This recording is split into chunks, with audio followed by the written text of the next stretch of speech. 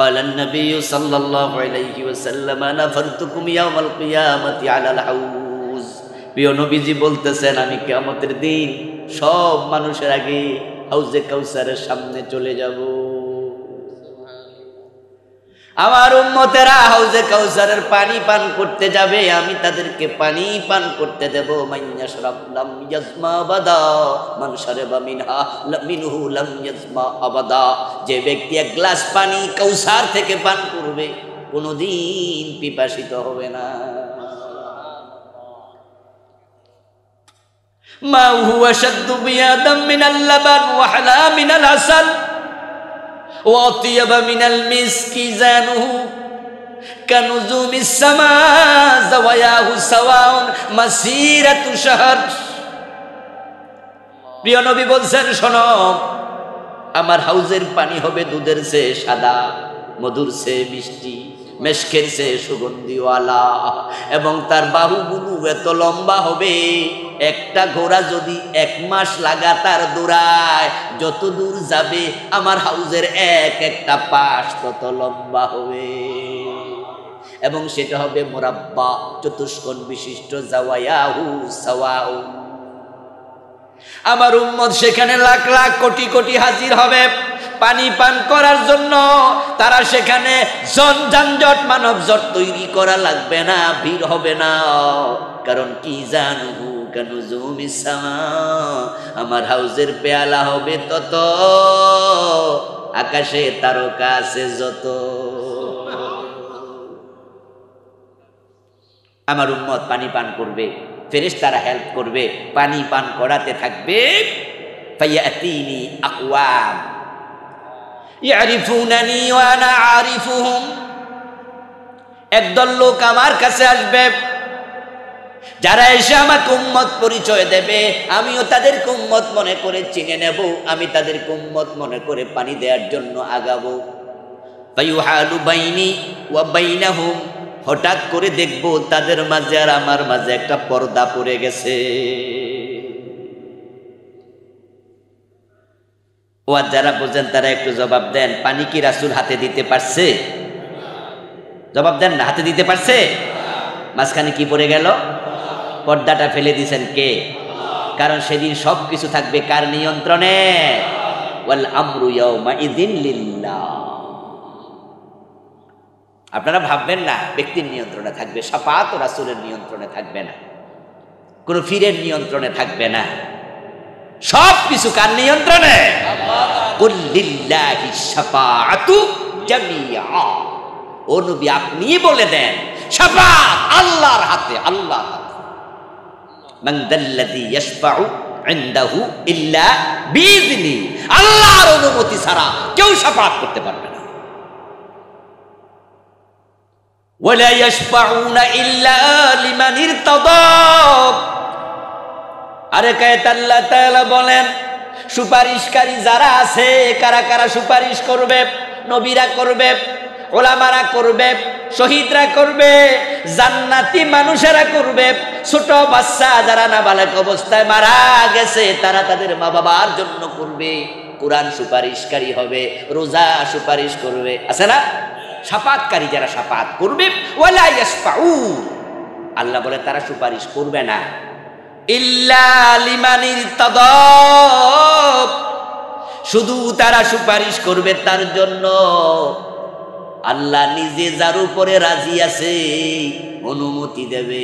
যার জন্য আল্লাহ অনুমতি দেবে না তার জন্য কোন নবীও সুপারিশ করলে কাজ হবে না। ইব্রাহিম আলাইহিস সালাম কুনার বাবা আজরের জন্য সেদিন সুপারিশ করবে? হাদিসে আছে পারবে না, করবে না। আল্লাহরে এমনি বলবে ইয়া রাব্বি ইন্নাকা কাদ ওয়া'আদতানি আল্লা তুখজিনি ইয়াওমাল কিয়ামা ফাআইয়ু খিজইন আখজা মিনাল আবি আল আবআদ। ইব্রাহিম আজরকে যখন দেখবেন হাতে পায়ে শিকল লাগাইয়া জাহান্নামে ফেরেশতারা টেনে হেঁচড়ে নিয়ে যাচ্ছে, তখন তিনি আল্লাহকে বলবে আল্লাহ আমার বাবা লাঞ্ছিত, আমার তো শরম লাগে, এগুলো বলবে। কিন্তু আল্লাহ তুমি আমার বাবার সাইরা দাও, এ কথা ইব্রাহিম নবীও বলবে না, কারণ কাফের মুশরিকের জন্য সুপারিশের অনুমতি।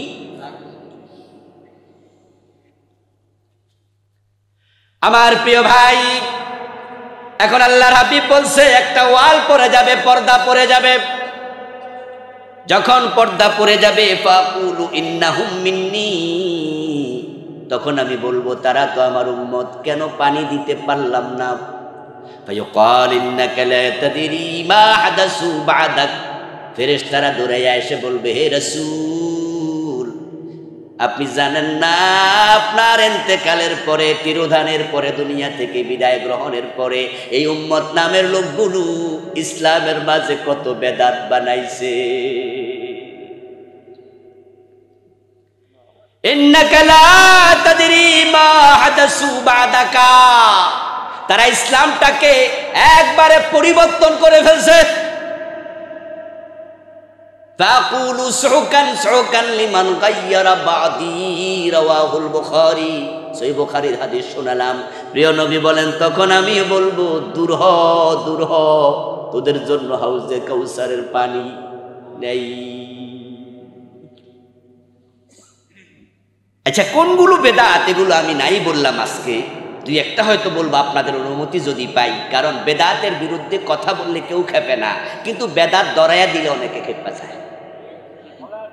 বলে যে হুজুর একবার আমার গায়ে পড়লো, তখন আর সহ্য করে না, এজন্য সব আমরা কই না, কিছু কিছু কই আর বাকি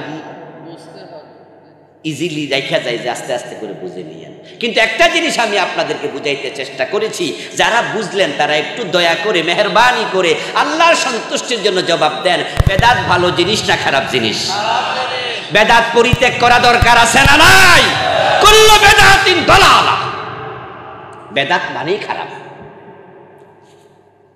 রাসূল কয় বেদাত মানে খারাপ, আর আপনি করবেন বেদাত ভালো জিনিস।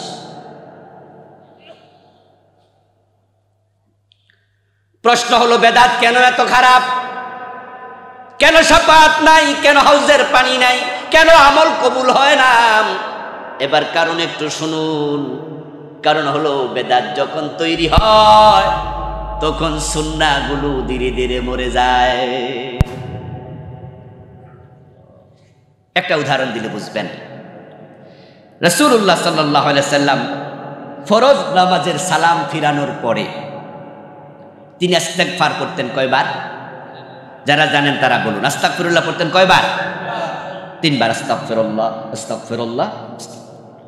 একবার বলতেন আল্লাহু আকবার, একবার পড়তেন আয়াতুল কুরসি, সুবহানাল্লাহ পড়তেন 33 বার, আলহামদুলিল্লাহ 33 বার, আল্লাহু আকবার 34-এর হাদিসও আছে, 33-এর হাদিসও 34 বার, 100 বার মোট।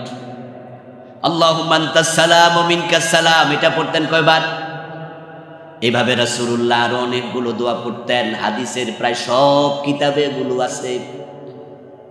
এখন আমাদের দেশে সালাম ফিরানোর পরে যখন হুজুররা দোয়া শুরু করে দেয়, 30 সেকেন্ডে দোয়া শেষ, 1 মিনিটে দোয়া শেষ, হাত মোছার সাথে সাথে 80% লোক দাঁড়ায়া যায়। রাসূলের শিখানো এই তাসবিহগুলো ইমামও পড়ে না, মুসল্লিও পড়ে না। যখনই একটি বেদাত চালু হয় সাথে সাথে একটা সুন্নাহ মরে যায়।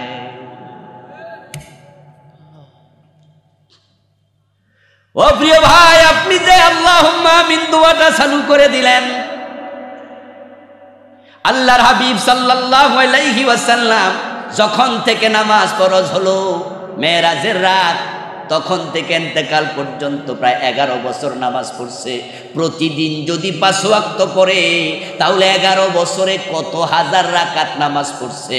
আল্লাহর নবী কোন ফরজ নামাজের সালাম ফিরাইয়া সব সাহাবীদেরকে সাথে নিয়া আমরার মতো দোয়া করেছে একটা হাদিসও নেই। ফজরের টাইমে একদিন করেছে, তা পার্সোনাল দোয়া, এমন একটি হাদিস আছে। এখন আপনি রাসূলের জামানায় উনার জীবনে হাজার হাজার বার তিনি করেন নাই, একদিন করছে, তা আপনি 1-2 দিন করেন। কিন্তু আপনি যে প্রতিদিন শুরু করলেন, এখন যে রাসূলের জিকিরগুলো, এগুলোর খবর কি?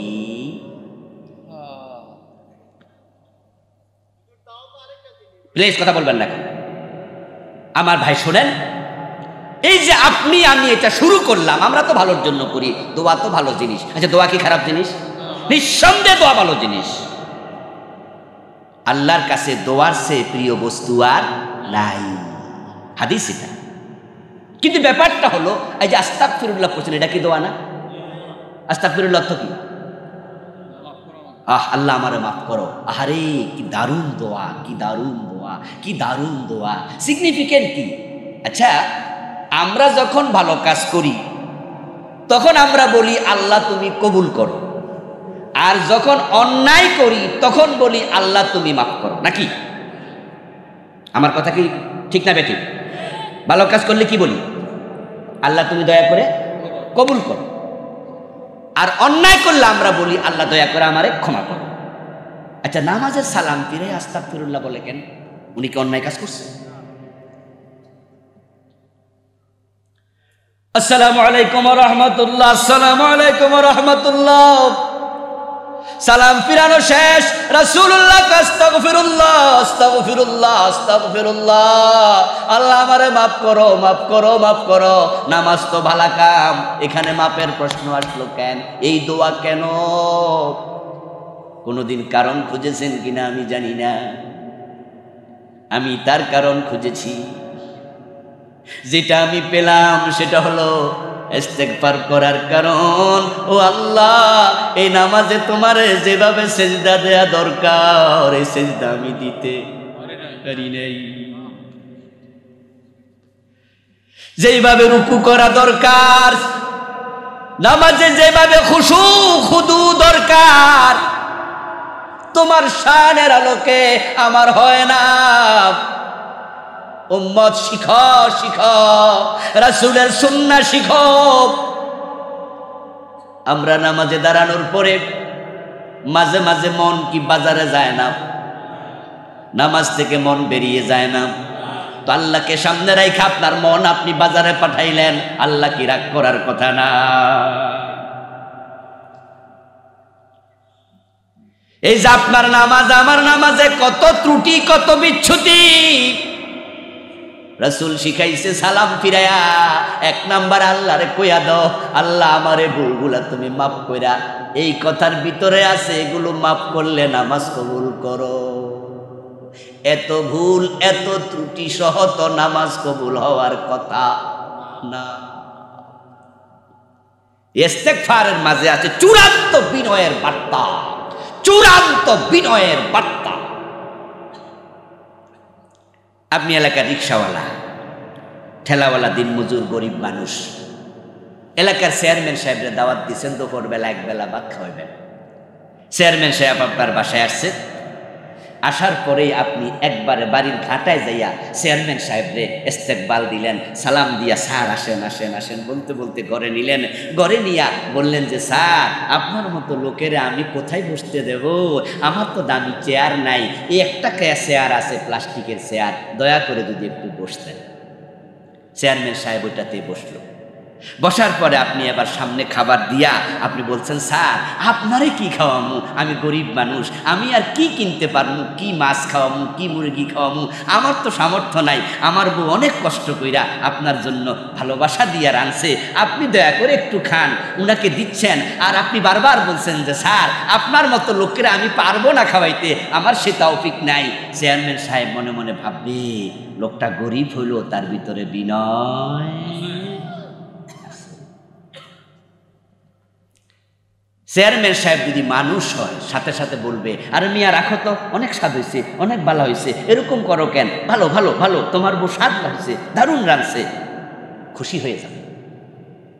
আচ্ছা, আপনি যদি মনে করেন চেয়ারম্যানরে দাওয়াত দিয়া 10-15 পদ তরকারি সামনে দিয়া উনি ভাব ধরে করলেন যে চেয়ারম্যান সাহেব খান খান, কক্সবাজার থেকে আনছি ইলিশ, জীবনও এটা পাইবেন না।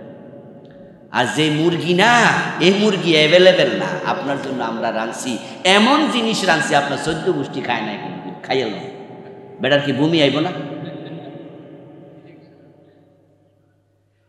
2-4 রাকাত তাহাজ্জুদ পড়ে আপনি যদি আল্লাহরে বুঝাই দেন যে আল্লাহ এমন তাহাজ্জুদ পড়ি বেহেশত আমার না দিয়া কারে দেবেন, আপনার মতো ইবাদতকারীর ইবাদত আল্লাহ নেবে না। আর আপনি আপনার সবটুকু দিয়ে করার পরে সালাম ফিরে বলছেন আস্তাগফিরুল্লাহ আস্তাগফিরুল্লাহ, আল্লাহ আমারে মাফ করে দাও, আমি তোমার মতো পারি না, তোমার শানের আলোকে আমি পারি না। আল্লাহ বলবে আমার বান্দার বিনয় আছে, ঠিক কি না? আমার বন্ধু বেদাত যখন আবিষ্কৃত হবে, সুন্নাহ তখন মরে যাবে। বেদাত হলো আগাছার মতো। ক্ষেতের মাঝে যদি ধান গাছের সাথে আগাছার জন্ম নেন তাহলে নিশ্চিতভাবে সে খেতে ধান কম হবে। এই জন্য আমরা যারা কৃষক আছি আমরা আগাছা দেখলে উপড়ে ফেলি। এখন যদি আপনারা বলেন হুজুর অসুবিধা কি, নামাজের পরে দোয়া তো কবুল হয়, আমি তো দোয়া করছি। যেই বেদাতগুলো সমাজে আছে, আজানের পূর্বে দুরূদ শরীফ পড়ে এমন এলাকা আছে না নাই? আমরা বলি রাসূলের সাহাবারা তো আজানের আগে দুরূদ পড়ে নাই, হযরতে বেলাল আজানের আগে দুরূদ পড়ে নাই, হযরতে আবি মাহজুরা, দুজন রাসূলের মুয়াজ্জিন। আপনারা কেন দুরূদ পড়েন? এটা তো বেদাত হয়ে যাবে। তখন তারা বলে দুরূদ ভালো জিনিস, অসুবিধা কি? আমি বলি দোস্ত, এই যুক্তি দিয়া যদি উনি 10টা বেদাত বানায়, আমি 5টা বানাই, হুজুর 5টা বানায়, এরকম বেদাত 10 বছর 20 বছর চলে, তাহলে পরবর্তী প্রজন্ম ইসলাম আসল কোনটা বেজাল কোনটা সেটা খুঁজেই পাবে না। এই জন্য প্রিয় নবীজি বলছে, আমার ইসলামের মাঝে তোমার হাত দেওয়ার কোনো অধিকার নাই। মাথার মাপে টুপি হবে, গায়ের মাপে জামা হবে, রাসূলুল্লাহর মাপে ইসলাম হবে। ভালো করে বুঝে বাড়ি যাবেন প্রিয় ভাই। আপনার মাথা, আপনার টুপি, আপনার মাপ, আমার আপত্তি নাই। আপনার জামা, আপনার গা, আপনার মাপ, আমার আপত্তি নাই। ইসলাম আপনার না, ইসলাম আমার না, ইসলাম পীর সাহেবের না। তা আপনার কথা, আমার কথা, পীরের কথা ইসলাম চলবে না, রাসূলুল্লাহর মাপে ইসলাম হওয়া লাগবে।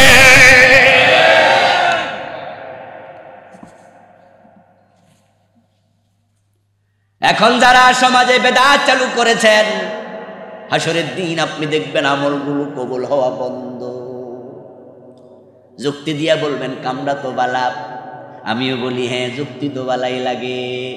যেমন নামাজ আজানের আগে দুরূদ পড়ছেন, কামড়া তো ভালো। আপনার যুক্তিতে আমি যদি একমত হইয়া বলি জোহরের নামাজের ফরজ 4 রাকাত, 2 রাকাত পড়ার পরে আত্তাহিয়াতু পড়লেন, পড়ার পরে আপনি যদি মনে করেন হাতে যেহেতু সময় আছে দুরূদ শরীফটা পড়া লই, মাসালা কি? হানাফি মাযহাবের ফতোয়া হলো, কোনো ব্যক্তি যদি ফরজ নামাজের 4 এবং 3 রাকাত বিশিষ্ট নামাজের 2 রাকাত পড়ার পরে আত্তাহিয়াতু পড়ে দুরূদ শরীফ পড়ে, তাকে সাউ সেজদা দিতে হবে। আবার বলছি মাসালার শুনুন, 3 এবং 4 রাকাত বিশিষ্ট ফরজ নামাজে 2 রাকাতের পরে আত্তাহিয়াতু পড়ে উঠে যেতে হবে। আবদুহু ওয়া রাসূলুহু বলে আল্লাহু আকবার। যদি কেউ আল্লাহুম্মা সাল্লি আলা মুহাম্মদ অতটুকু বলে ফেলে, তাহলে মাসআলা হলো হানাফি মাযহাবের মাসআলা, তাকে সাউ সেজদা দেয়া ওয়াজিব। এবার আপনাদের থেকে একটু শুনি, সাউ সেজদা কি শকে দেয় না জরিমানা? সবাই বলেন, সবাই শকে না জরিমানা? তুমি দুরূদ শরীফ পড়ছে, অন্যায় করছে, কি জরিমানা লাগবে কেন? দুরূদ তো ভালো জিনিস, যেমন আজানের আগে চালাই দিচ্ছেন।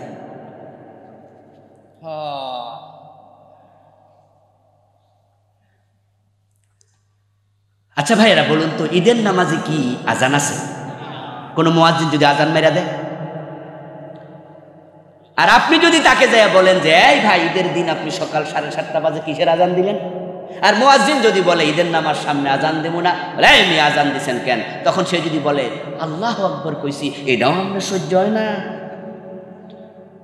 আপনি দেখি আজান বিরোধী মানুষ।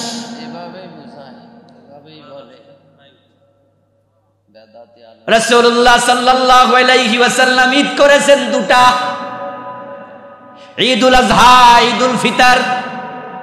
2 ঈদের মাঝে 2 রাকাত করে নামাজ পড়েছেন, 2টা করে খুতবা দিছে।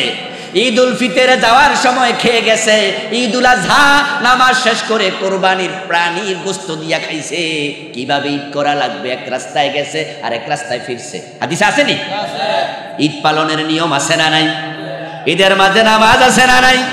ঈদের মাঝে নামাজের আগে পরে খুতবা আছে না নাই? এখন যে নতুন একটা ঈদ আপনারা বানাইলেন, ঈদে মিলাদুন নবী, নতুন ঈদ বানায় আপনারা স্লোগান দেন সকল ঈদের সেরা ঈদ ঈদে মিলাদুন নবী। নবী। যে ঈদে মিলাদুন নবী নামে বাক্যের অস্তিত্ব কোরআন হাদিসে নাই, এটা তো নতুন করে বানাইলেন, আবার ঘোষণা দিয়ে দিলেন এটা নাকি সেরা। রাসূল যেটি করছে এগুলা বুঝি সেরা না, আমনেরটা সেরা।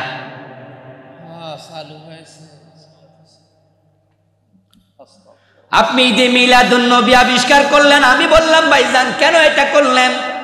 যুক্তি দিলেন রাসূলের ঈদে খুশি হব না, উনার জন্ম খুশি হব না। কথা শুনে মনে হলো তাই তো কথা, খুশি তো হওয়া উচিত। আর আমি বললাম এটা বেদাত। তো উনি দেখেন রাসূলের জন্ম খুশি না। ওই যে মুয়াজ্জিন কইয়া দিল, আমি তো ঈদের দিন আজান দিছি আল্লাহু আকবার কইয়া, এটাও বুঝি সহ্য হয় না। 10ই মুহররম যখন আসে তখন পুরান ঢাকায় হোসনি দালান থেকে হাজার হাজার শিয়া হাই হোসেন করতে করতে একবারে মোহাম্মদপুরে শিয়া মসজিদ পর্যন্ত তাজিয়া করতে করতে যায়। এখন আপনি বললেন যে এই মিয়া হাই হোসেন করো কেন? তখন তারা বলবে হোসাইনের জন্য তোমার কি প্রেম নাই, মোহাব্বত নাই? আপনি বললেন আছে। কোথাও তুমিও আসো হাই হোসেন করো, আপনি বলবেন না। তখন বলল মোহাব্বত নাই।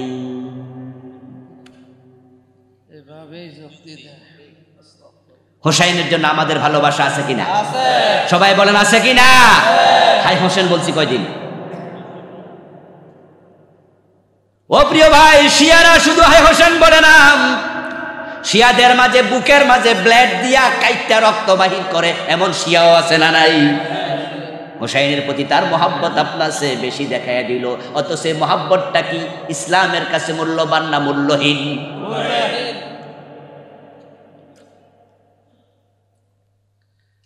রাসূলুল্লাহ সাল্লাল্লাহু আলাইহি ওয়াসাল্লাম ইন্তেকাল করলেন 11 হিজরিতে।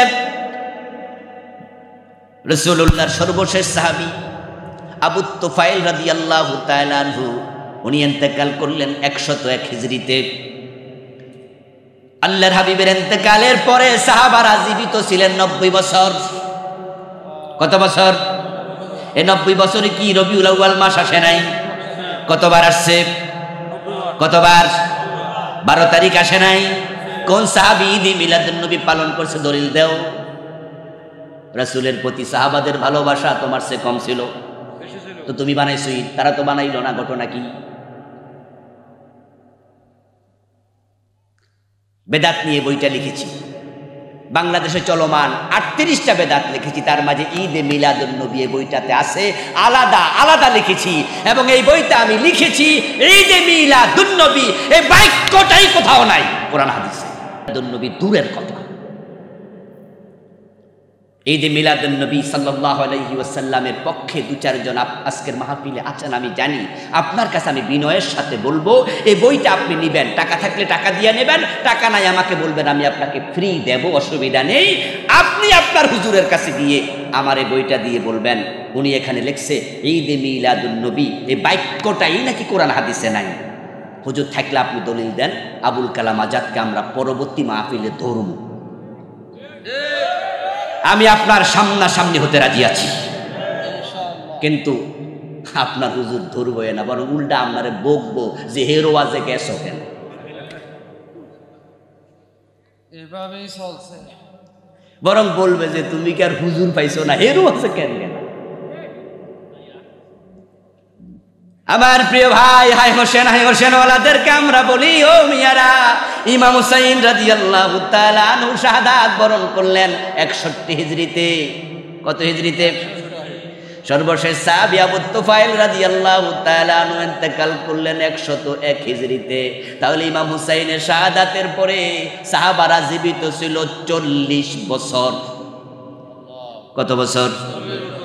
40 বছরে মুহররম মাস আসে নাই? কয়বার আইছে? কয়বার? 10 তারিখ আসে নাই? তো সাহাবারা হাই হোসেন কয়দিন কইছে?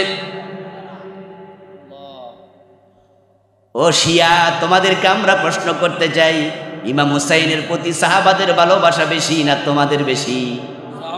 তো সাহাবারা তো হাই হোসেন বলে নাই। নতুন নতুন কোন ইবাদত আবিষ্কার করা যাবে না। আল ইবাদা আল বাদআ হিয়া আল ইবাদাতুল মুহদাসা মা লাম তাকুন ফি জামানিন নবী ওয়া আসহাবি। বেদাত কি? বেদাত চিনেন? বেদাত হচ্ছে রাসূল এবং সাহাবাদের জামানায় ইবাদত হিসাবে যেটা আমল করা হতো না, নতুন করে সেটা বানানোর নাম। কিছু হুজুর দেখবেন মাইক হাতে নিয়ে বলতেছে, আপনাদেরকে ধোকা দেবে, বলবে সব বেদাত যদি খারাপ হয় তাহলে আবুল কালাম আজাদ সাহেব মোবাইল চালায় কেন? মোবাইলও তো বেদাত। কথা বোঝেন নাই? কয় যে তারা হেলিকপ্টারে করে ওয়াজ করতে যায়, বিমানে করে হজে যায়, তো বিমানও তো। কয় মাইকে যে ওয়াজ করে, তো মাইকও তো রাসূলুল্লাহর জামানায় ছিল না, তো মাইকে ওয়াজ করে কেন? এটাও তো। এবার আপনারা শুনে কোন, আরে কথা তো ঠিক, এটা তো আবুল কালাম আজাদ ওয়াজের সময় বুঝি নাই, তাহলে হেরে কিন্তু কইতাম যে আপনি মাইকে ওয়াজ করেন। আজীব যুক্তি দিল। অথচ বেদাতের সংজ্ঞা হচ্ছে হিয়াল ইবাদাতুল মুহদাসা মা লাম তাকুন ফি জামানিন নবী ওয়া আসহাবিহি, যেটা ইবাদত হিসাবে ছিল না। ও ভাই, মোবাইল কি ইবাদত? এই মাইকে ওয়াজ করা কি ইবাদত? বিমানে চড়া কি ইবাদত? তো তুমি হেডার লগে মিলাইলা কেন? কিসের লগে কি মিলে?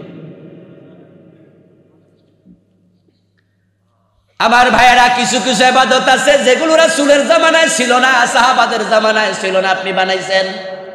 এবার বলুন তো, রাসূলুল্লাহর জামানায় কি দুরূদ শরীফ ছিল না? সাহাবারা কি দুরূদ শরীফ পড়ে নাই? সুবহানাল্লাহ, সুবহানাল্লাহ, সুবহানাল্লাহ। সাহাবাদের বেশি দুরূদ আমরা পড়ি না। এবার বলুন তো, দুরূদ পড়ার সময় কিছুক্ষণ বইয়া কিছুক্ষণ খাড়াইয়া, এই সিস্টেম কি রাসূলের সাহাবাদের মাঝে ছিল? দুরূদ আপনি পড়বেন, আপনি দাঁড়াইয়াও পড়বেন জায়েজ, বসে পড়বেন জায়েজ, শুয়ে পড়বেন জায়েজ। ঘুম আসে না, শুয়ে শুয়ে কি দুরূদ পড়া যায় না? দুরূদ পড়তে পড়তে ঘুমায়া যাও, হতে পারে তোমার ঘুমে রাসূলের জিয়ারত হয়ে যাবে। দুরূদ পড়তে পড়তে ঘুমায়া যাও। চা দোকানে বসে আছেন, মুদি দোকানে বসে আছেন, আপনার কাস্টমার নাই, বসে বসে মোবাইল না টিপা, গল্প গুজব না কইরা দুরূদ শরীফ পড়া যায় না? দাঁড়ায় আছেন গাড়ির জন্য, বাস স্ট্যান্ডে বাস আসে না, দাঁড়ায় দাঁড়ায় দুরূদ শরীফ পড়েন। আমরা তো মানা করি না, কিন্তু আপনারা যে মিলাদকে আপনারা একটা সিস্টেম বানাইয়া লাইছেন, কিছুক্ষণ পরে ইয়া নবী কইরা খাড়াই যাবেন, আর যদি কেউ না খাড়ায় তাহলে হের দিকে এমনি ছায়া থায়, কইরা তো বেদফ বলে কিনা, বলে কিনা, হে তো খাড়াইলো না রে। তা আপনি সিস্টেমটা পাইলেন কই? আপনি দাঁড়াইয়াও পড়তে পারবেন, বসেও পড়তে পারবেন, শুয়েও পড়তে পারবেন, কোনো অসুবিধা নাই, কিন্তু সিস্টেম বানানোর অধিকার আপনার রেখে দেব। আর যখন থেকে সিস্টেম চালু হয়েছে, অনেক মানুষকে পাবেন তারা ব্যক্তিগত দুরূদ শরীফ আর পড়ে না, খুব কম। মনে করে দুরূদ পড়তে হলে একটা মিলাদের আয়োজন করা লাগবে। যেই মানুষেরা নিজের বাড়িতে হুজুর দাওয়াত দিয়ে কোরআন খতম করায়, খবর নিয়ে দেখেন তারা অনেকে ব্যক্তিগতভাবে কোরআন পড়ে না। খবর নিয়ে দেখেন, ওরা মনে করে হুজুর 10 জন দাওয়াত দিমু, 10 জনে মিলে এক খতম করে লাইব, তা আমার এত কষ্ট করে খতম করা দরকার। আর কিছু হুজুরও আছে খতম তারা ফইরা ফইরা বোতলের ভিতরে ঢুকায় রাখে। এবং রমজান মাস আসলে এক হুজুরে 20 খতম মনে, 500 টাকা করে 20 খতমে 10,000। তো এখন 30 দিনে বেটা 20 খতম কেমনে করবো? না আগে না কইরা রাখছি, সব কইরা কইরা বোতলে ঢুকাই রাখছি। এই জন্য যে 500 টাকা দেয় বোতলের কাক খুলে একটু দে, একটা হইলে এক খতম শেষ। মান ক্বারা হারফাম মিনাল কুরআন ফালাহু আশরু হাসানাত। প্রিয় নবী সাল্লাল্লাহু আলাইহি ওয়াসাল্লাম বলেছেন, যে ব্যক্তি কোরআন মাজিদের একটা অক্ষর তেলাওয়াত করলো, পড়লো, তার জন্য তার আমলনামায় 10 নেকি দেয়া হলো। এখন তেলাওয়াত করলো যে, নেকি পাইলো সে। এখন হুজুরে পয়রা নেকি লইয়া বাড়ি গেছে গা, মাঝখান দিয়ে আপনার 3000 টাকায় লস। এই যে আপনি 10 জন হুজুরে এত টাকা করে দিলেন তো 3000 5000 টাকা। এখন কোরআন শরীফকে আপনি পড়ছেন না হুজুরে পড়ছে? তো নেকটা পাইছে কেডা? তা আপনি যে ভাবছেন আপনার বাবার কবরে গেছে গা সওয়াব, কেমনে গেল? আমার বন্ধু আসুন এবার 3 নাম্বার হলো যে 3 জন ঈমান সহ হারায়। 1 নাম্বার কুফর, 2 নাম্বার শিরক, 3 নাম্বার নিফাক। ওই 3 গুরু হাসরের ময়দানে দেখবে ঈমানও নাই, আমলও নাই। এবার বলুন তো বাংলাদেশে শিরিক আছে কিনা? শুধুমাত্র কি ওরাই শিরিক করে যারা পীরের পায়ে সেজদা দেয়? না ভাই, শিরিক নিয়ে আলাদা বই লিখছি, এটার মাঝে বাংলাদেশে চলমান 29টা শিরিক লিখছি। 29টা। শুধু পীরের পায়ে সেজদা দেয়া শিরিক না, পীরের কাছে যায় সন্তান চায় এমন লোক আছে কিনা? কেউ ফিরে না খালি হাতে খাজা বাবার। হ্যাঁ, অথচ সন্তান দেয়ার মালিক একমাত্র কে? যখন নির্বাচন আসে তখন স্লোগান দেয় জনগণ সকল ক্ষমতার উৎস। এই স্লোগান যে দেবে সে মুশরিক হয়ে যাবে, কারণ সব ক্ষমতার মালিক কে? আন্নাল কুওয়াতা লিল্লাহি জামিআ। সব ক্ষমতার উৎস আল্লাহ, জনগণ নয়, জনগণ নয়, জনগণ নয়। কুলিল্লাহুম্মা মালিকাল মুলক তুতিল মুলকা মান তাশা। হে নবী, আপনি বলে দেন ও রাজাদিরাজ আল্লাহ, আপনি যাকে চান তাকে ক্ষমতা দেন। পাবলিক দেয়? পাবলিক ঘুমায়া থাকে, ক্ষমতা চলে যায়। গোমুত্তুইটা দেখে তাহাজ্জুদের সময় কাম শেষ। এমন ঘটনা আমাদের পাশের রাষ্ট্রে, ঠিক না? এটা কলম্বিয়া। এ দেশের কথা কইলে আবার মুসিবত, এজন্য কইলাম না। আমার প্রিয় ভাইয়েরা সাবধান, জনগণ সকল ক্ষমতার উৎস এই কথা যারা বলেছেন তাদের সবাইকে তাওবা করার আহ্বান জানাচ্ছি। তাওবা করে আল্লাহকে বলে দেন, আল্লাহ আমি ফিরে আসলাম, এখন থেকে বলবো সব ক্ষমতার মালিককে। হিন্দুদের যখন দুর্গা পূজা আসে তখন একদল লোক নতুন করে মুশরিক হয়। আরেকটা স্লোগান বাংলাদেশে ঢুকেছে, প্রাইমারির বইয়ে পর্যন্ত এসে গেছে, যে স্লোগানটা আজ থেকে 10 বছর আগেও আমরা জানতাম না, এটা ছিল না এই দেশে। হিন্দুরা পূজা করেছে শত শত বছর ধরে। আমাদের বাংলাদেশ সম্প্রীতির দেশ, এখানে কোনো রকমের দ্বন্দ্ব নাই, কোনো রকমের সংঘাত নাই। আমাদের হিন্দু ভাইয়েরা মন্দিরে পূজা করে, বৌদ্ধরা তাদের পেগোডায় যায়, খ্রিস্টানরা তাদের গির্জায় যায়, আমরা আমাদের মসজিদে যাই। আমাদের ইসলামও বলেছে লাকুম দীনুকুম ওয়ালিয়া দীন, তোমার ধর্ম তোমার, আমার ধর্ম আমার। হিন্দুরা পূজা করুক, আমরা বাধা দেব না। আমরা যদি কিছু দিতে চাই সেটা হলো আমরা দাওয়াত দেব, ঠিক না? আমরা তাদেরকে দাওয়াত দেব, বুঝাবো যে আল্লাহর উপরে ঈমান আনো, শিরিক মূর্তি পূজা ছাড়ো। কিন্তু যখন আমাদের দেশে এখন মূর্তি পূজার সময় আসে, হিন্দুদের দুর্গা পূজা আসে, তখন মুসলমানের সন্তানরা পর্যন্ত বলে ধর্ম যার যার, উৎসব সবার। নতুন ফিতনা, নতুন ফিতনা, কিয়ামতের আগে ফিতনা হবে কাকে তাইল লাইলিল মুসলিম, অন্ধকার রাতের আধারের মতো। সূর্য ডুবলেই হঠাৎ করে পৃথিবী অন্ধকারচ্ছন্ন হয় না, কিছু কিছু আস্তে আস্তে আস্তে আস্তে 1-1.5 ঘন্টা পরে তামাম দুনিয়া কালো হয়ে যায়। ঠিক কিয়ামতের আগে ফিতনা একটা একটা একটা একটা করে আসতে থাকবে, নতুন নতুন আসবে। ইউসবিহু ফীহার রাজুলু মুমিনান ফায়ুমসি কাফিরা। প্রিয় নবী 1400 বছর আগে বলে গেছে, অবস্থা এমন হয়ে যাবে, মানুষ সকাল বেলায় মুমিন থাকবে, সন্ধ্যা বেলায় কাফের হয়ে যাবে। আমার প্রিয় ভাইয়েরা, এভাবে শিরিক চলছে। 29টা লিখছি, জানবেন আর বললাম না। 2 নাম্বার, নিফাক, নিফাক, নিফাক। অন্তরে নিফাক ঢুকলে ঈমান শেষ। রাসূলুল্লাহ জামানায় মুনাফিক ছিল, আজকের জামানায় আসেনি? আছে কিনা? ইযা উনজিলাত সূরাতুম মুহকামা ওয়া যুকিরা ফীহাল কিতাল রাআইতাল্লাযীনা ফী কুলূবিহিম মারাদুন ইয়ানজুরুনা ইলাইকা নাযারাল মাগশিয়্যি আলাইহি মিনাল মাউত। ও নবী, মুনাফিক কেমনে চিনবেন? শুনুন, যখন আপনার উপরে কোনো জিহাদের আয়াত নাজিল হয়, কিতালের আয়াত নাজিল হয়, আর আপনি জিহাদের আয়াত তেলাওয়াত করে শুনান, আপনার সামনে কিছু লোক দেখবেন চেহারা কালো হয়ে গেছে। রাআইতাল্লাযীনা ফী কুলূবিহিম মারাদুন ইয়ানজুরুনা ইলাইকা নাযারাল মাগশিয়্যি আলাইহি মিনাল মাউত। জিহাদের কথা শুনলে তারা আজরাইলকে দেখে, তারা মনে করে জিহাদে গেলে তো মইরা যামু, আর মইরা গেলে তো সব গেল, তাই জিহাদ ভালো লাগে না। যাদের চেহারায় কালো আবরণ আসবে, আবহ আসবে, বুঝবেন তাদের কলবের মাঝে মুনাফিকি ঢুকেছে। ঠিক আজকের এই দিনে জিহাদের কথা শুনলে জঙ্গিবাদের গন্ধ খোঁজে এমন একদল জালেম আছে না নাই? অথচ জিহাদের সাথে জঙ্গিবাদের কোনো সম্পর্ক নাই। জিহাদ করা ফরজ, জঙ্গিবাদ হারাম। জঙ্গিবাদ হচ্ছে নিরীহ মানুষকে আক্রমণ করা, আর জিহাদ হচ্ছে অন্যায় প্রতিবাদ করা। রাসূলকে জিহাদ করেন নাই? জোরে বলতে হবে, করেছেন কিনা? প্রিয় নবী 27টি যুদ্ধে সেনাপতি ছিলেন। একজন সাহাবীর নাম আপনি খুঁজে পাবেন না যিনি জিহাদের মাঠে যান নাই। একজন, নো এ সিঙ্গেল পারসন, একজন খুঁজে পাবেন।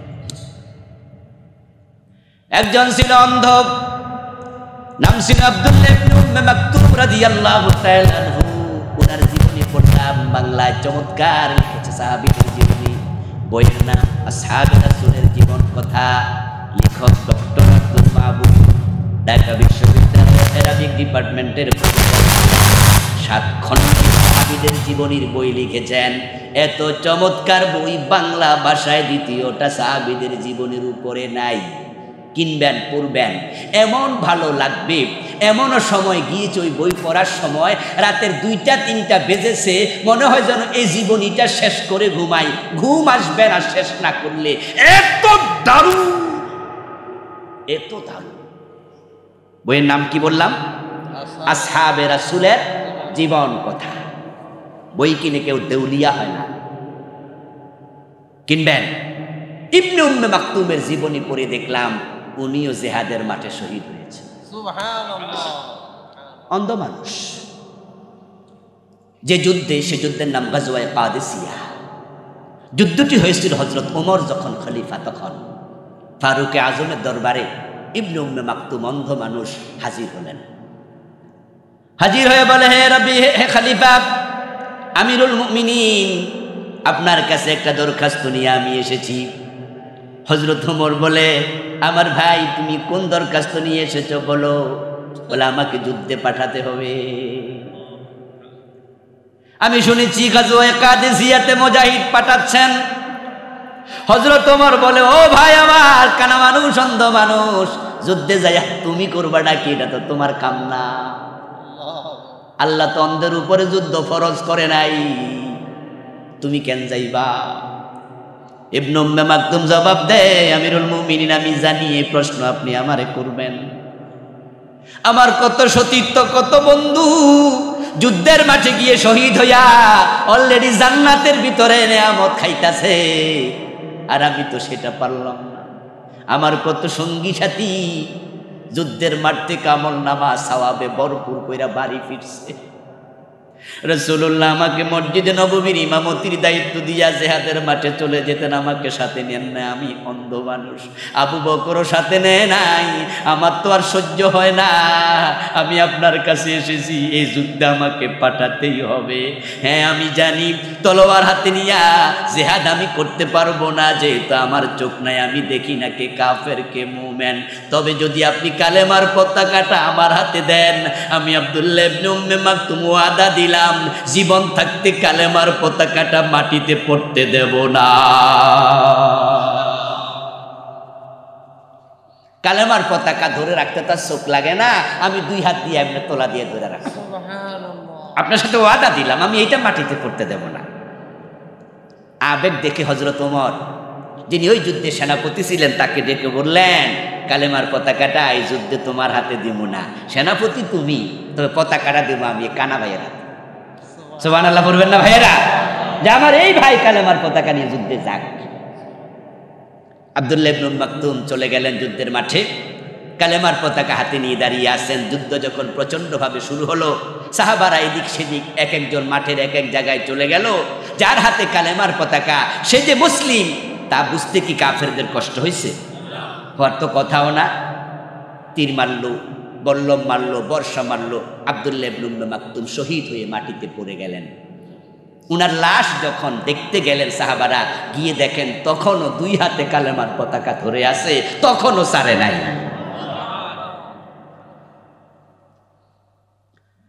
আর সেই জিহাদের কথা শুনলে আপনার চোখ কালো হয়ে যায়, চেহারা কালো হয়ে যায়, ভালো লাগে না। জঙ্গিবাদের গন্ধ খোঁজো মুসলমান। যখন থেকে মুসলমান জিহাদ ছেড়ে দিয়েছে, তামাম পৃথিবীতে তখন থেকে মাইর খাওয়া শুরু হয়ে গেছে। আর যতদিন মুসলমানের হাতে ছিল কোরআন, আর এক হাতে ছিল তলোয়ার। তারা তলোয়ারের ছায়ার নিচে জান্নাত খুঁজে বেড়াতো। আমার রাসূলুল্লাহ বলেছেন, আল জান্নাতু তাহতা জিলা লিসসুয়ুফ, জান্নাত খোঁজো, ওই জান্নাত তলোয়ারের ছায়ার নিচে আছে। যুদ্ধের মাঠে শহীদ হইবা, ডাইরেক্ট আল্লাহর জান্নাতের মেহমান হয়ে যাইবা, 1 সেকেন্ড দেরি হবে।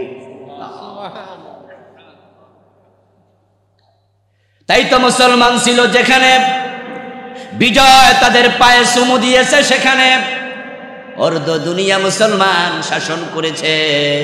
কবি নজরুল চমৎকার ভাবে বলেছেন, অর্ধ পৃথিবী করেছো শাসন, ধুলার তথ্যে বসে, খেজুর পাতার প্রাসাদ তোমার বারে বারে গেছে খসে। স্পেনে আমরা 800 বছর কালেমার পতাকা উড়াইছি। রোম পারস্য আমরা শাসন করেছি। এই ভারত উপমহাদেশ 1000 বছরের বেশি মুসলমানরাই শাসন করেছে। অথচ যখন থেকে জিহাদ ভুলে গেছে, তখন থেকে Bosnia, Chechnya, Somalia, Kashmir, Iraq, Algeria, ফিলিস্তিন, মায়ানমার, গুজরাট, আজকের ফিলিস্তিনে দেখো গত 3 মাস ধরে প্রতিদিন হাজার হাজার মুসলমান মেরে ফেলছে। আর পাশে দেশগুলো সব মুসলিম রাষ্ট্র। ফিলিস্তিনের এপাশে সৌদি আরব, ও পাশে মিশর, আরেক দিকে কাতার, আরেক দিকে দুবাই, আরেক দিকে ইয়ামান, আরেক দিকে সিরিয়া, চারিদিকে মুসলমান, মাঝখানে ইসরায়েল, ফিলিস্তিন। এত মুসলমান রাষ্ট্র চারপাশে থাকতে ইসরায়েলে মুসলমান কেমনে মারে? মারার কারণ একটাই, তারা জানে মুসলমান এখন জিহাদ ভুলে গেছে। এখন আমরা জান্নাত খুঁজি না তা না, আমরা খুঁজি তাসবিহ দানার ভিতরে। এখন তাসবিহ দানা নিয়ে আমরা মসজিদের কোনায় ঢুকছি, আমরা জিহাদের মাঠে আর নাই।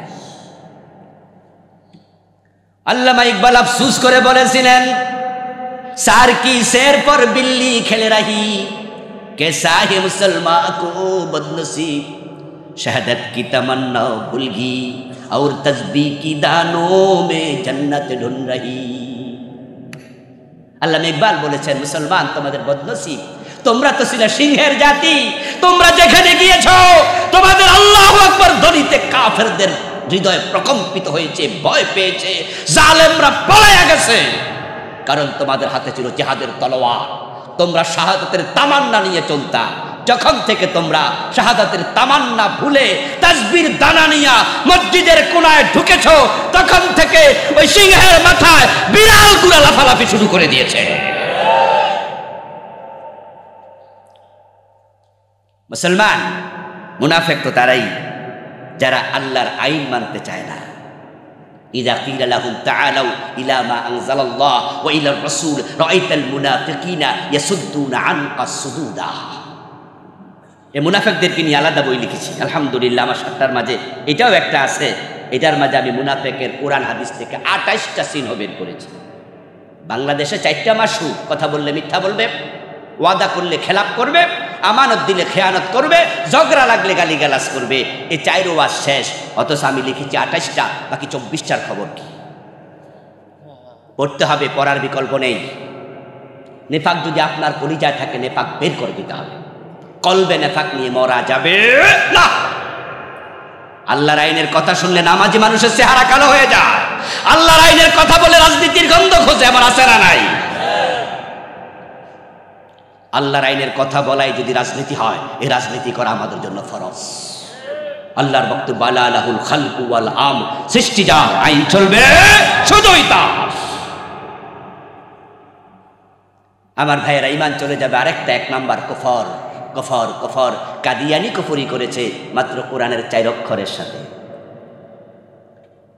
মাত্র 4টা অক্ষর মানে না, খা আলিফ তা মিম, খাতামান নবিয়্যিন। কোরআনের একটা মেসেজ মানে না, বিশ্ব নবী, শেষ নবী।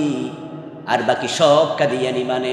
কাদিয়ানি নামাজ পড়ে, রোজা রাখে, হজ করে, যাকাত দেয়, দাড়ি আছে, টুপি আছে, পাজামা, পাঞ্জাবি, পাগড়ি, মেসওয়াক সব আছে, কিন্তু তাদের ঈমানটা। আপনাদের কাছ থেকে আরেকবার জানবো, জোরে বলুন তো, কাদিয়ানি মোমেন না কাফের? বাংলাদেশও কাদিয়ানি আছে কিনা? আমরা মাহফিল থেকে ঘোষণা করছি, সরকারের কাছে দাবি জানাচ্ছি, কাদিয়ানিদেরকে রাষ্ট্রীয়ভাবে কাফের ঘোষণা করতে হবে।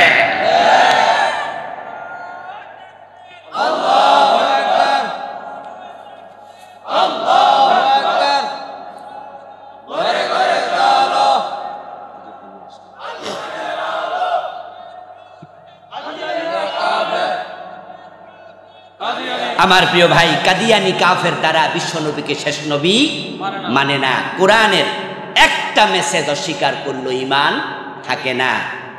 যদি কোনো লোক বিষ খায়া মরতে চায়, তাহলে কি সে 1 মণ বিষ খা, 10 কেজি, 100টা বিষ খায়া মরতে চাইলে 2 ফোঁটা খাইলেও তো মরে যাবে। কাফের হওয়ার জন্য পুরা কোরআন অস্বীকার করা লাগে না। কেউ যদি বলে আমি 30 পারা মানি না, আমরা বলবো তুমি কাফের। যদি কেউ বলে না তাহলে 15 পারা মানি, আমরা কমো তুমি অর্ধেক মোমেন, নাকি হে কাফের। যদি কেউ 29 পারা মানি, 1 পারা মানি না, সে কি? জোরে বলতে হবে, সে কি? 113 সূরা মানি, 1 সূরা মানি না, সে কি? সব মানি, 1 আয়াত মানি না, সে কি? যদি কেউ বলে 1 অক্ষর মানি না, কে বড় কাফের, কে ছোট কাফের? সমান। কুফরি মানি কুফরি। তো কাদিয়ানি মানে না কয়টা? একটা মেসেজ। কয়টা মেসেজ? বিশ্ব নবী শেষ নবী। মা কানা মুহাম্মাদুন আবা আহাদিন মির রিজালিকুম ওয়ালাকিন রাসূলুল্লাহি ওয়া খাতামান নাবিয়্যিন। এ খাতামান নাবিয়্যিন খা আলিফ তা মিম কতটুকু তারা? আমার ভাইরা আরেকটা মাসালা বলি, একটু জবাব দিয়েন যারা জানেন। এটা সহজ প্রশ্ন। ইবলিস শয়তান মুমিন না কাফের? সে আল্লাহর কয়টা আইন মানে নাই? সেও কাফের। আদম রে সেজদা দিল না, ঈমান শেষ। আবা ওয়াস্তাকবারা ওয়া কানা মিনাল কাফিরিন। ইবলিসও কাফের। এবার নিজের কাছে আসেন, এবার অন্যের কাছে বাদ দেন, নিজের দিকে ফিরেন। চোর ধরে হাত কাটো, এই আইন কোরআনে আছে না নাই? 52 বছরে কয়বার কাটছেন? ডাকাত ধরে শুলে দাও, জেনা করলে পাথর মারো, অবিবাহিত হলে 100 বেত লাগাও, মদ পান করলে 80 বেত লাগাতে হবে। এ জাতীয় আইন কোরআন হাদিসে আছে না নাই? এই 52 বছরের বাংলাদেশে কয়বার বেত লাগাইছেন? ইবলিস মানে নাই কয়টা? তা আমরা মানি না কয়টা? এ বেটা কাফের হইলে আমরার খবর কি?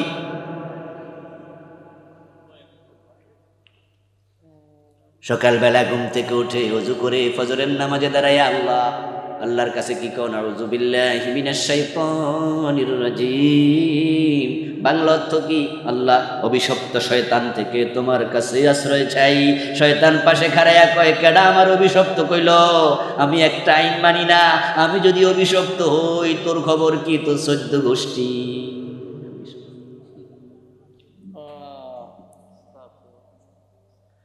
এই জন্য যদি ঈমান নিয়ে মরতে চান, কোরআন সবটা মানতে হবে। আর মানার কারণে তো আমরা দায়িত্বহীন ভাবে বলি আল্লাহর আইন ছাড়া কারো আইন মানি না।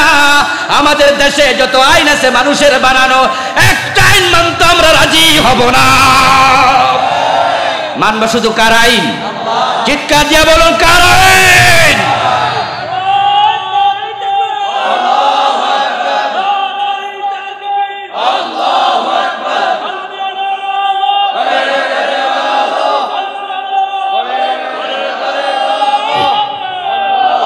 আমার প্রিয় ভাইয়েরা, আমাদের এই ওয়াজের কারণে কালকে কি আল্লাহর আইন কায়েম হয়ে যাবে দেশে? বিষয়টা কি এতই সহজ? এরপর আমরা কেন বলবো? আমরা বলবো এই কারণে যে আমরা এটা বলতে বলতে মরতে চাই, ঠিক কি না? ইমাম যদি নামাজে ভুল করে, আমরা কি লোকমা দেব না? কতবার লোকমা দেব? কতবার? ভুল আছে যতক্ষণ, লোকমা চলবে ততক্ষণ। ইমাম যদি আমার বাবা হয়, আমার লোকমা বন্ধ হবে না। বাবা ভুল করলেও লোকমা চলবে। যেই পর্যন্ত বাংলার জমিনে কোরআনের আইন কায়েম হবে না, আমরা কোরআনের আইনের কথা বলতে থাকবো। কেউ থামাইতে পারবে না, কেউ থামাতে পারবে না। আমরা জানি মা ইয়ালফিযু মিন কাউলিন ইল্লা লাদাইহি রাকীবুন আতীদ। মানুষের মুখ থেকে যত কথা বের হয়, প্রতিটা কথা রেকর্ড করার জন্য ফেরেশতা আছে, কিরামান কাতিবিনা ইয়ালামুনা মা তাফআলুন। আমাদের এই কথাগুলো তো রেকর্ড হচ্ছে, ঠিক কি না? হাশরের ময়দানে কমপক্ষে বলতে পারবো, আল্লাহ 92% মুসলমান ছিল, কিন্তু তোমার এই বাংলার জমিনটাতে ইসলাম ছিল না। এজন্য আল্লাহ আমি দায়ী না, কারণ আমি বলেছিলাম। আমার আমল নামায় রেকর্ড আছে, তুমি দেখো। আর আপনারা যারা আল্লাহর আইনের কথা শুনলে ভালো লাগে না, আপনার কি খবর? আমার বন্ধু মানুষ বলে বাংলাদেশে নাকি মুসলমান বাড়ছে। আগেই ছিল 85% মুসলমান, তারপরে বলতো 90% মুসলমান। গত বছর হলো আদমশুমারি, গণশুমারি। এ গণশুমারি কুমিল্লা হয়েছিনি? সারা দেশে হয়েছে, কুমিল্লাতেও হয়েছে। পত্রিকায় দেখলাম এখন নাকি মুসলমান আরো 2% বাড়ছে, 92%। আচ্ছা, এত মুসলমানের দেশে রাষ্ট্র চলবে ব্রিটিশ আইনে, এটা কেমনে? আদালত চলবে ব্রিটিশ আইনে, সংসদ চলবে ব্রিটিশ আইনে, সেনাবাহিনী, পুলিশ বাহিনী, বিমান বাহিনী চলবে ব্রিটিশ আইনে।